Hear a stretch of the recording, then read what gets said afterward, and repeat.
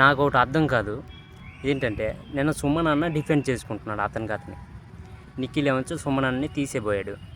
అయితే సుమన్ అన్న డిఫెండ్ చేసుకుంటున్నాడు. సుమన్ అన్న మాట్లాడుతుంటే ఇక్కడ రీతు చౌదరి ఇంకా ఇమ్మాన్యుయల్ ఎందుకు నవ్వుతున్నారు? అంటే నవ్వులాటగా ఉంది వాళ్ళకి.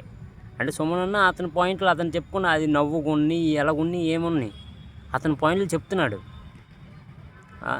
అందులో నవ్వడానికి ఏంటుంది? ఒకవేళ రీతు చౌదరి చెప్పినప్పుడు ఎవరైనా నవ్వుతున్నారా? ఇంకా ఇది ఇమ్మాన్యుయల్ చెప్పినప్పుడు ఎవరైనా నవ్వుతున్నారా? అంటే అతని వాయిస్ చూసి అతని డిఫెండింగ్ చూసి నవ్వుతున్నారా ఏంటి రీతు చౌదరి ఇంకా ఇమ్మాన్యుయల్? నాకు అర్థం కాదు. అక్కడికి చెప్తున్నాడు నవ్వుతున్నారు ఎందుకని ఇమ్మాన్యుయల్ సుమన్ అన్న. అయినా సరే రీతు చౌదరి నవ్వాపట్ల అంటే అదొక డిస్రెస్పెక్టే కదా.